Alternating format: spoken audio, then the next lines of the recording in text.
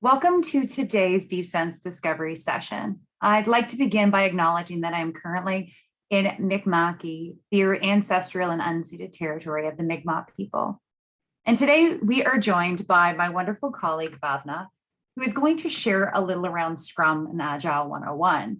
And there's a couple things. So for those of you who are new to Deep Sense or new to working with us, we're an organization based out of Dalhousie that was designed and created to help ocean sector companies understand and use and leverage artificial intelligence and really use data to help grow the ocean economy. And part of that program is not just working with companies to develop novel AI solutions, but working with students and others who are already in the tech sphere, understand more about data, about AI, about technology, so that they are really interested in a career in that area or can expand their current role to include more around AI and data.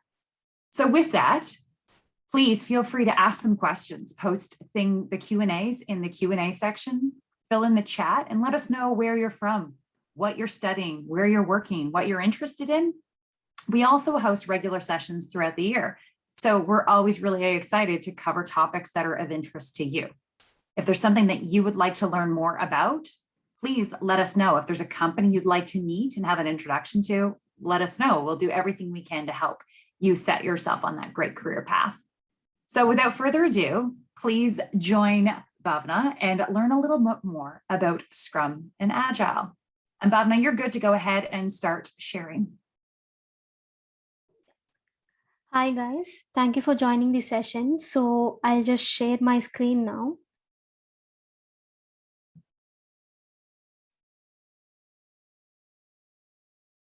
So are you guys able to see my screen? Yes, but can you try to make it a little bigger? It's not a full screen. Yeah, now? Perfect. Yeah. So my name is Bhavna Ravi Prasad. I'm here to talk about Agile methodology today.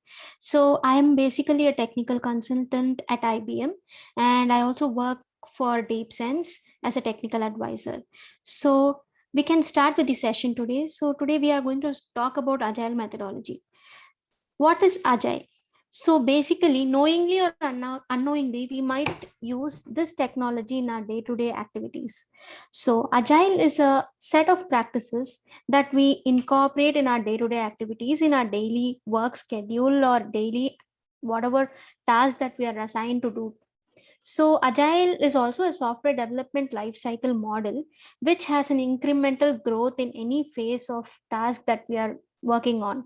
For example, if we are taking a task that is to be completed on time, we just plan for the task. We just sit together as a team to discuss what can be done to make this task more feasible and more, more stronger to provide to the client. And also we test the product, or we test this scenario, whether this scenario would fit into this particular model, and we evaluate and finally we deliver it to the client as a best model. So Agile is basically one of that such framework that is used to provide this effectiveness to the teams, either professionally or in an unprofessional way. So it can be used in both functional as well as non-functional oriented. So this Agile methodology is also an incremental development process, which means it has a step-by-step process which every individual should go through whenever you perform any task. And it ensures that it provides a continuous delivery to whomever we are concerned to and whomever we are assigned to deliver the product or task to. Next, when we talk about Agile, we might have come across all these frameworks in our day-to-day lives. For example, we could take Kanban. We use Kanban boards to discuss what to do and how many tasks are completed, how many tasks are in work in progress and stuff like that. So here we have few frameworks of Agile, which has Scrum, Kanban, Crystal, Extreme Programming, feature-driven development, etc. And these frameworks could be put into practices using few of the models such as user stories, daily stand-ups, time boxing, etc. So these are some frameworks of Agile and the practices that is incorporated for this frameworks to work on. To start with, we should, whenever we start a task or whenever we start a project or something like that in any kind of organization, we should follow certain principles that is fixed for that particular period of time. So agile manifesto is one such kind of thing which must be followed before we proceed to any task. So there are like 12 manifesto that is present in the agile model in whichever framework you follow. Maybe it may be Scrum or it may be Kanban, or whichever framework you are going to follow. These 12 set of principles are the basement for whichever task that you are going to perform. So the first one that we come across is the priority. So our first and highest priority is obviously the customer, or obviously the person to whom we are going to deliver the product to. The second thing is agile would automatically enhance the development in collecting the requirement from the client, so that we could jot down and we could segregate into the necessities and prioritize the task accordingly. And agile also focuses on delivering the software on time, and categorizing the time period required for particular task to be completed. This might also involve an individual person or a group of people. So agile is not only incorporated for the single individual, it is also incorporated for group of people. So these 12 manifestos play a major role in creating a agile process to be delivered to the client. Now we go on to the basic terminologies that we come across in our daily life and how it is being categorized in terms of agile. So first thing is the Scrum call. So when I say Scrum, Scrum is the framework of agile, and this Scrum call would involve a daily stand-ups. Stand-ups in the sense is daily update. So in our day-to-day activity or day-to-day life, even if we are a student, we go give an update to a professor that this is what is my assignment is up to, this is what is my task is up to. So that is what is called as Scrum call. So what do we discuss in this Scrum call? So whenever we work as a team, we organize this Scrum call to make sure that our tasks are on time and are on track. So we basically discuss on what happened last time when we did that task, what is going to be done for this particular task in the upcoming days, and how can it be categorized effectively so that it can prevent any delay to the task that is going to be done. So Scrum call plays a major basement for any agile process to proceed further. So Scrum is like a basement, and from which we have an epic. Once we join the Scrum call, we have an epic, which means the tasks are broken down into smaller pieces of work and assigned to different people in the team, so that they could create the work and work individually on their particular task and give an update in the Scrum call. So epic is a user story. So these tasks which I said, which was broken down into smaller pieces, is called as stories. So in our day-to-day life, when we come across the task, or when we talk to a team, we tell that we have completed this work for this week and we will be doing this work for the next week. So we don't categorize them as a terminology, as we are not aware of that. So in agile, basically technically it is called as epic. So whenever we talk to a person or talk to a manager or talk to a team member, we say that this user story is going to be completed this week and it will be handed to you in the next week. So this is what the terminology means. So once the Scrum call is done, we had seen epic, and the next thing is backlog. Backlog is basically said for the term to-do list. So backlog contains of list of things that is to be done, or that is to be assigned, or that is to be worked on in a particular project in a particular period of time. So product backlog, in the sense, backlog focuses on a specific kind of task. For example, for example, if I'm a software developer and I have to work on a particular software, I have to consider the particular product on which I'm asked to develop on. So I'll be focusing on that particular product backlog. So I will be working on tasks that would focus on this particular product, and I will prepare a to-do list on what all this product requires and what all to be done to make this product work efficiently.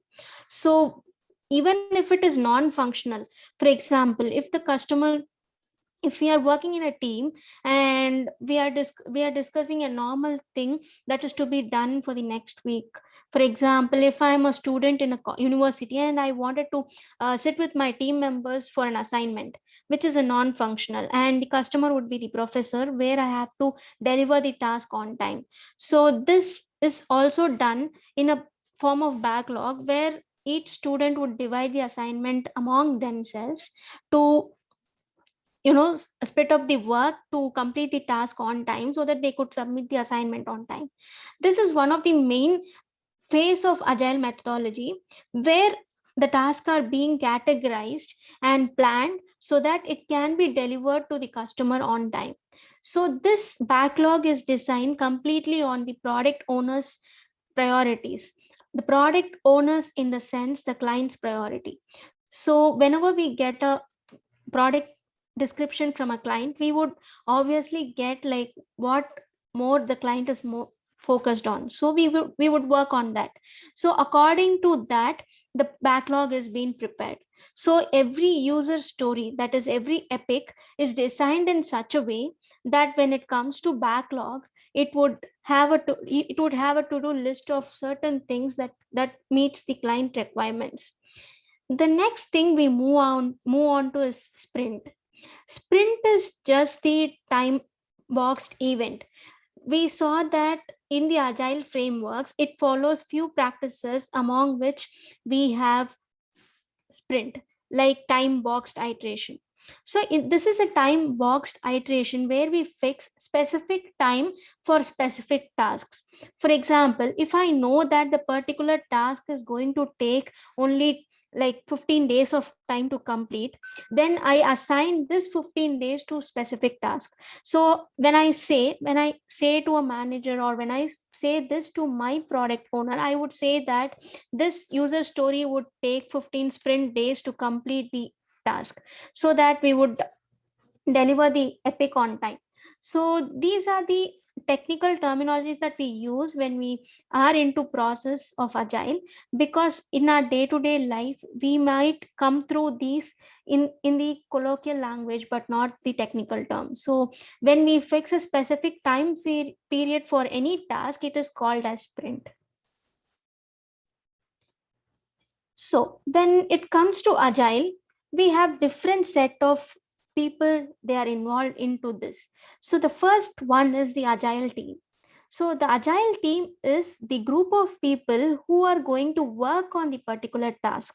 For example, if I am in an organization and they are going to give me a set of tasks, I should be working it with my team.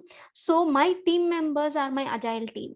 So any kind of activities or any kind of discussion that I'm going to make, any kind of sprint planning or any kind of time period that I'm going to set for my project and my task, will be discussed among my team, which is my agile team. So once these agile team members discuss what and how it is going to be built, this team member would report to a next person who is a scrum master. This scrum master is my manager. So if I'm working for IBM, my manager is my scrum master, and whatever task I am going to perform for my team, my team members would be representing it to my scrum master as an agile team. And this scrum master would be the key person who would be conveying it to the client, who is the product owner. So the client, when the manager conveys this to the client defines and accepts the stories. If he is not satisfied with whatever task and ideas that we are assigned to, the product owner can change that, and again the process reverse. The product owner would be telling that to the scrum master, and the scrum master would be conveying it to my agile team. So this way it works. So here the scrum plays the major role, because whenever we are in an agile team, each and every member cannot be a scrum master because it creates discrepancies inside the team. So we assign one person to be a scrum master who is our manager, and that person would be talking to the client directly. So this is how the whole agile process work. So the first thing it processes is the agile team. So we categorize people, we club people together. So the agile team can comprise of maximum of 11 members. So it can be less than that, it can be even 2 people, it can be even 11 people. So it depends on the team size. Once this team is designed, they discuss among themselves who is going to do what, and they prepare a plan which is going to be shown to the scrum master. So this plan can be iterated and redefined by the scrum master before it is going to the product owner. So when this agile team is ready with their plan, they are going to give it to the scrum master, and this scrum master will be redefining the ideas if it is not according to the client perspective, and this scrum master would deliver that to the client, which is product owner. And this product owner firstly gives the feedback and also tells if he or she is not willing to continue with this plan, and asking them to reshape the module and again discuss the planning again. So this is how the process and the role of people in the agile team depends on. So when it comes to all this, like in our daily life, we don't fix a specific time for any kind of activities that we perform, may it be an agile team discussion or may it be a scrum discussion. So basically, technically, when we work like very precisely, we do have a time period that is going to decide on these plannings. So here are few planning things that we have: an approximate time box sprint iteration, among which is first one is backlog refinement. So whenever the team is preparing for the to-do list and the team discussion, the requirements, the planning should be within 1 hour. This may vary between teams to team, because depending on the team size, depending on the project that we are assigned to, depending on the task the individual is assigned to. The next thing is planning. So once when the agile team is going to the scrum master, the scrum master would tell if the plan is not working, if it is to be changed, then it is again given to the team to set the goals, and this would take 2 to 4 hours.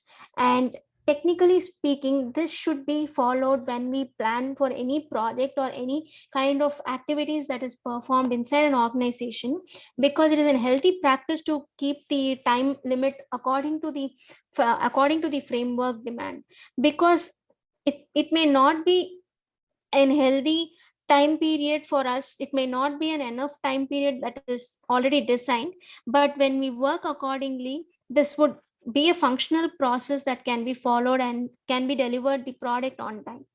The third thing, as I said you, is the scrum call, which is the daily stand up. So we give update to our manager or the scrum master on a daily basis, so which is like around 15 minutes. So this would decide the scrum master on how the team is performing. In this meeting, the scrum master would give the suggestion on what can be done and what can be changed and stuff like that. Finally, we have the iteration review, which is meant to be the product owner review, which is for 1 hour. And this meeting would be between only the product owner and the scrum master. And in this, the product owner, as I said, you will give some feedbacks and give some reviews on changing or sticking on to the same task. So once this is done, again, this is changed, the scrum master would again come to the agile team and tell what is to be done, how to improve the process, how it is going to be in the future. So this should take between 1 to 1.5 hours. So the time frame that I'm showing you guys is only for specific specific tasks and specific time periods. This may change according to the team, according to the project, and according to the product owner's review.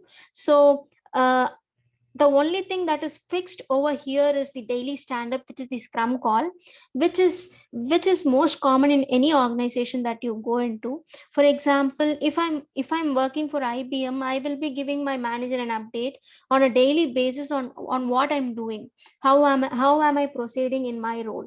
So that is a small example of how a daily scrum works. After seeing all these technical terms, technical aspect of how agile works, now it comes to using of agile. Before we had agile in our framework, we had something called as waterfall model. So in this waterfall model, there were no daily stand-ups, there were no process oriented goals that has been fixed, there were no backlogs and stuffs like that, due to which we came into agile. So in agile, we have a promise to deliver the customer the superior quality product, and this agile in agile, and whatever we perform, whatever task we do, it is only based on customer satisfaction. So in every phase it would go to the customer or product owner's review, and once the product owner has reviewed the thing, it would be proceeding according to that. And if there are any changes that is happening in between the review, it would again be processed to the agile team, and the agile team would recorrect it and send it again to the scrum master and then to the product owner. So in this process, we have a specific set of agile team, specific person who is a scrum master, and a specific client. So this flow is a better control compared to other models. In a previous waterfall model before agile, there were no control between who is going to do what and how the tasks are going to proceed. So in agile, we have this better control, since we have the tasks assigned according to the nature of task and according to the number of people who are present. This can also improve project predictability. For example, if there is a task that is to be done, and if the scrum master feels that the task is not according to the product owner's predictability, we can very well change before it is going to product owner. So the scrum master plays a major role in checking the project viability, feasibility, and sending it back to the agile team if it is needed to be developed more, and also sending it to the product owner if the project is perfectly done. This process would have reduced risks, because we are going to check in each and every phase of the model that how the product is going to work, how the task is going to be done. So in this case, there would be reduced risks of getting the product into a damage, or getting the damaging the task into no with lot of problems. So this may reduce risk using agile. Now we have continuous improvement. For example, if the task is not being properly set and one of the team member is not working on his or her task properly, it can very well go to the scrum master, and the scrum master can very well provide the idea on how that person can improve their development on the task, so that the overall product is delivered on time. So there is a scope of improvement in each and every phase of this model. Now, since as I said you, the agile process may be an individual based or a team based. So this would improve a good teamwork, where the different task is being handled by different people. If it is not a team, the individual would get a chance to talk to the scrum master and a product owner. So this would also improve the individual's capability to work on a task individually, and how to deliver a quality product on time. So this gives flexibility to all the product owners, all the clients, and the scrum master plays a middle and a major role in creating a well developed project. So this agile this is the basics of agile methodology, so in which we already have seen different frameworks. So I would like to mention that we have Kanban, and apart from this, we are also using tools that is also following agile process and agile methodology. For example, we use Jira, which is also a process agile methodology framework. so that tool is used in day-to-day life by each and every individual, knowingly or unknowingly. Also, we use Trello boards. This Trello boards would also come under agile methodology. Maybe the boards and maybe the frameworks doesn't contain the name of Scrum or to do backlog or Epic and stuffs like that, because they design the tool in such a way that it is understood by even a person who is newly using that. So these frameworks are like day-to-day tools that we use in our daily lives. Apart from that, we also have extreme programming. This extreme programming is one of the agile framework which involves coding, which involves like bringing up the technologies that has coding. For example, GitHub, for example, DevOps programming, in which we use Jenkins. So we have tools in which we involve much of programming skills, so which involves much of coding. So agile also does that part of work using extreme programming framework. So sometimes if you are asked to design a software which is to be focused on specific feature, so in that case we go for feature driven development. For example, if I'm working on a phone iOS model and I'm working on a specific button to work on that particular phone, so I'm working on a specific feature, so in that case we use feature driven development. So these are some different agile frameworks which can be used in different categories of our work lives depending on our interest. The most common tool that is being used is Kanban board. Kanban is something which can be used as a tool as well as in a layman terms, people use just a chart paper to design the agile process. Like they write to-do list, they write the work in progress WIP things, which is done in a chart paper in our local colleges and universities. So we we are not more familiar with the tools and the names of the tool, but we use all these processes in our day-to-day lives. Same thing, we had seen sprint user stories and daily stand-ups in our practices. Same thing comes for this frequent demos, test driven development, and all these stuffs. This is because these are all the additional steps that can be done apart from time boxing, user stories, and daily stand-ups. So even in the agile, we have testing phase, we have design phase. So each phase would involve different set of processes that can be used in our day-to-day life. So in each and every process, we use different kinds of practices. Yeah, so I guess this is the end of the session, and these are the basic terminologies and basic things that you should know about Agile, even if you're not using it in a regular manner, but it would definitely help you guys in a longer run.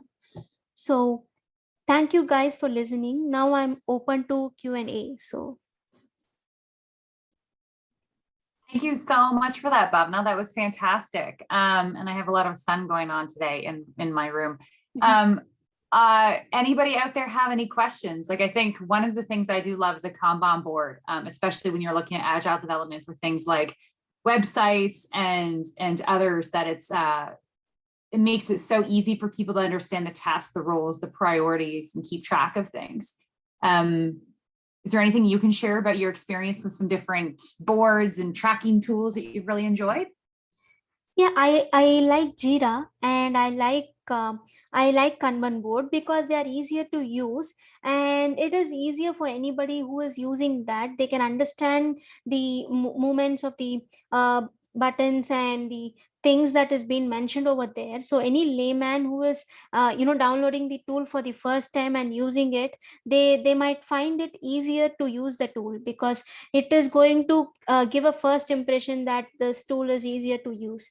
And I definitely love Jira and Kanban because they are like more predictive, and they are like easier to use and user friendly.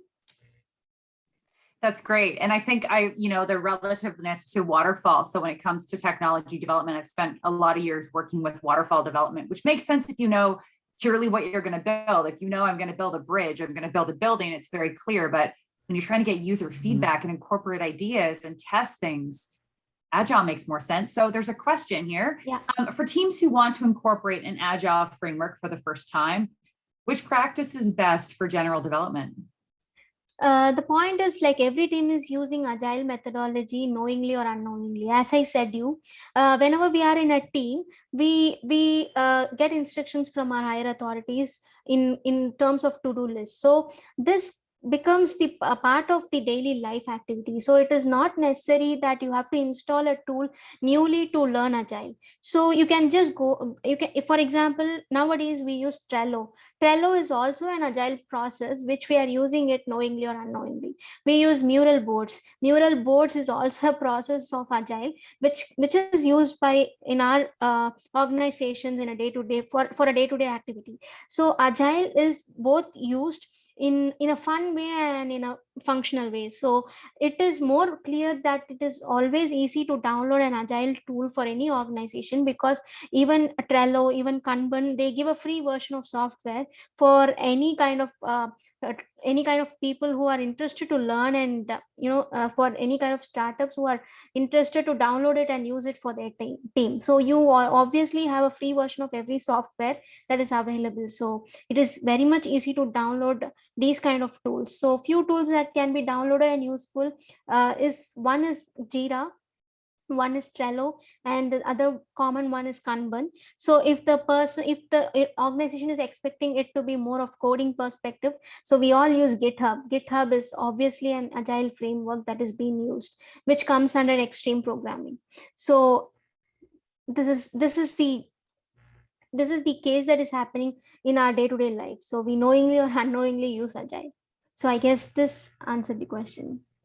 Great. And you know what, if anybody is interested in Git, you also did a great talk that we have on our YouTube where you've covered off some kind of Git principles. And I think it's one of those things that I've recommended to people, whether they're students, whether they're starting out or growing their career in technology and coding as a programmer, is sharing pieces publicly about your Git. What you don't want to have is not having any commits for a couple of years and then go share your Git on your resume. But at the same time, you have to be really conscious of what you share.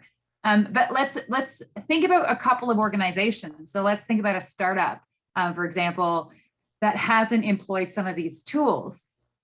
Do you think that this is a slow process to start employing tools, or is it something you jump into right away? Is it that everybody needs to be very rigid? Have you learned anything or experienced anything about the best way for someone to slowly adopt these different frameworks? Yeah, so Agile is one kind of technology which can be adapted by any organizations fastly. As I said before, we know that Kanban is the terminology, that Kanban is one of the Agile framework. We have already used it in our older days in the form of chart paper. So we use chart paper to design to-do list, work in progress items, and we use sticky notes in an organization which doesn't even have facility to download the software. So Agile is one of the best tools that can be easily adapted by any kind of organization. Even it doesn't even require a tool to work on it. Just a paper and pen would do. So I guess Agile is most adaptable and most useful a tool that can be incorporated by any organization, even it may be an organization that is going to start from a scratch, or any organization that is leading the industry. So it doesn't make a difference. So it is obviously an user-friendly and adaptable tool. And one thing I'm going to ask a question about next is to think about. So I'm going to share one thought, but one of the questions I have is, when is there a time that this might not work? But I'll share one thing that I've experienced myself. When you're going out to procure services from someone and you know what you want and you have a set budget, sometimes Agile is tricky because you can end up having iterations where you have scope creep and other pieces. But are there other times you can think of where somebody might not want to employ this type of framework? It might be a situation where the organization, where the agile team members are not organized. So in that case, what happens is the scrum master who is managing all the agile team, he or she has to divide the task individually without asking them to work as an agile team. So in that case, this agile would not work, because the process is being assigned to everybody separately, individually, without having the team discussion happen. So in this case, it is just the team involved individually, but not working as a team. So in that case, agile would not work if there is no uniformity and no proper assignment of task inside the team itself. So it all depends on the scrum master who is going to assign these tasks to the agile team members. So if the organization is proper and the assignment of task is equal and uniform, I guess the agile would work. But if it is in the other way, it would collapse at any time of the model. It's a great point. And I think one of those things too is, having that person who's in charge, that scrum master, someone who's holding people accountable, because there's the daily check-ins and your stand-ups and things like that need to happen. But that might be hard for some people who've never worked in environments like that. So suddenly you're having to be accountable and report on things, and it's good and bad. Not everybody performs. Is there anything too that you can share around performance of people and gaps where managing people this way can get a little tricky, and how to keep them on track and engaged? Yeah, so to keep them on track and engaged, in my experience on organization that I have worked, what they do is they assign more tasks. So it means like, even if, for example, if there are 4 people working on a team and one or two person are assigned with lesser amount of tasks, what they do is they do not stop by assigning only 2 tasks. What they do is they continuously stuff with tasks so that they get continuously engaged and they get involved in the team automatically. So I have been put into an agile team once where I had to I was assigned less tasks compared to the other teammates, but I was given more number of tasks, so to keep me more engaged and involved in the team activity, because it doesn't make sense when you are in a team and you're not uniformly assigned tasks. So there may be some situation in your team itself where one person would be good at coding and he would receive more number of tasks, and one person who is good at doing documentation would receive a less number of tasks. So in that case, what we can do is like assigning more number of tasks which may be easier for that particular person to work. And SWOT analysis would definitely help in this, because it would identify the strength and weakness of a particular team member and assign tasks accordingly, so that they get more engaged and involved in the teamwork, so that they do not feel separated, that this task is a whole project is being done as a team, and they don't feel that they have been left out by giving less tasks. So I guess pushing more tasks on them, even though if they are not liking it, would be a greater way to get them more involved. It's a great point. I've worked with a team before where, we add new cards to Trello, for example, and say, essentially the cards are all up for grab. When you're done that task, go on and grab the next one. And it doesn't have to be assigned to you. You go pick, which can be good sometimes because maybe somebody has never tried that before and it's a good chance for them to try to build out their skill set. It also gives you a chance when you have new ideas that you think of as great ideas, but then you realize this isn't going to happen in this release. We're going to put it in a future release, but at least it's documented and it's there and it's visible. And if something comes up, you can grab it and pull it back if you really have time and capacity for it. So yes, it's a nice visualization for that type of stuff as well. It's interesting because we're talking about this because we're data people and we talk about AI. This is really good from a development standpoint. It's not always good from an AI project standpoint. I think that's one thing to flag too for others who are interested in this, that, I've done different reading about how Agile works really well for software development, for other types of tools. But if you're trying to do an AI project where you're building out a data set and building out some training for a model, it gets tricky because that's where you get the scope creep. You don't have the lack of clarity. So I think there's real opportunity here to make sure it gets applied in the right situation, and maybe not in other times where it might not work best. Yes. I don't see any other questions. So unless anyone has, I guess we have a question in chat. Yep, I see that now. Sorry, it was in the chat. Yes. Sprints are based on features. So is there any time frame to limit the sprint? So sprint is basically the time frame that we set on a particular task. For example, if I can feel that my task is going to be completed on this particular time, then I would suggest my Scrum Master that I can do this task in specific time period, and my Scrum Master would trust on me and assign that sprint time for me. So it doesn't matter, like it may be the 1 hour time period or 2 hours time period. It may differ from person to person, because for example, for one task I may take 2 days, but my colleague may take 3 days. So it depends on the efficiency. So sprint is not being designed on the particular task or something. It depends on how capable the person is going to work on a particular task to complete it on time. So ultimately we would get a sprint time, overall sprint, from the product owner. So if a product owner requires us to submit a product within 1 month time period, so the Scrum Master has a whole right to divide the task and tell that you must complete this product in, you must complete this task in specific time period. So sprints are like decided on the product owner's choice or product owner's deadline of the time that is given to us, and Scrum Master has the whole right to divide the time period and divide the sprints according to the task that is assigned to individual. And I hope that answers your question. If you have any others, be sure to add some to the Q&A or the chat. I'm just going to keep an eye out. Okay, the quick plugs then that I'm going to make will be sure to check out our YouTube, where we will post this, as well as other videos we've done. Send us notes and messages, whether it's through our LinkedIn, our Twitter account, or Instagram, email, website, whatever it is, to let us know topics that are of interest. Bhavna's a great resource and works for IBM and has lots of opportunity to pull in other great colleagues of hers or share lots of information that she's experienced through her own training experiences. Plus, we like to share ocean data and AI solutions. So let us know what you'd like to learn. And then the other last plug too is we have an ocean data and AI group on LinkedIn, which we try to share conversations, topics, events, job postings, which are always of interest. So happy to have you join and engage with us as well. The last big thing is, if you're a student or no students, or you're a company or no companies, have them connect with us, because we have an evolution and constant evolving support mechanism for companies, whether it's helping them understand how data can be used and leveraged in strategic design of data, visualizations of data, or real complex machine learning solutions. We're here to help with any kind of problem that you have and help navigate the waters so that you don't have to know everything. With that, Bhavna, I don't see any other questions right now. So thank you so much on sharing your knowledge of Agile Scrum 101. This has been great. And thanks to everyone for joining us today. Thank you, guys. Thank you, Jen.